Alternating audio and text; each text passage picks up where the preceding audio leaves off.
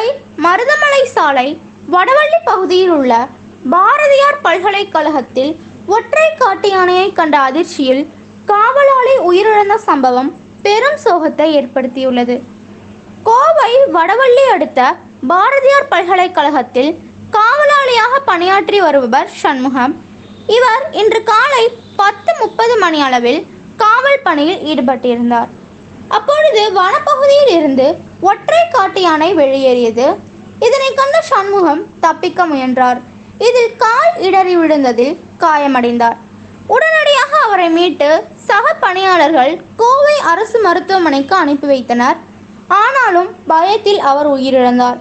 இந்த நிலையில் ஒற்றை காட்டு யானையை விரட்ட சம்பவ இடத்திற்கு வனத்துறை ரேஞ்சர் திருமுருகன், வனத்துறை உதவி ஆய்வாளர் ஐயப்பன் உள்ளிட்ட வனத்துறை குழுவினர் யானையை தேடும் பணியில் ஈடுபட்டனர். மேலும் ட்ரோன் உதவியுடன் யானை எங்கு உள்ளது என தேடினர்.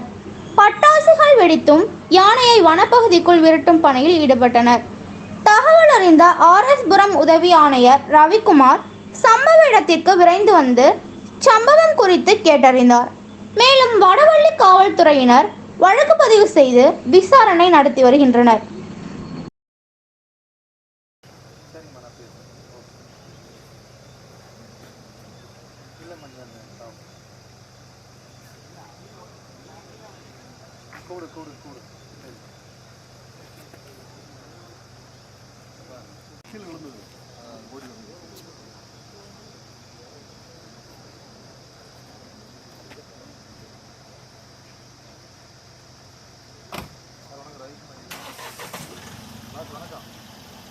ஒரு வண்டி ஒன்று வண்டி ஒன்று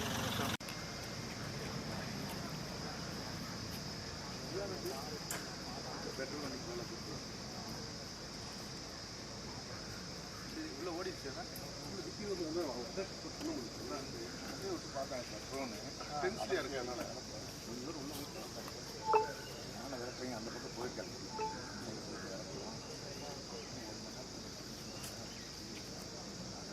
ஸ்கூல் எங்கே இருக்கு? Department 32 department.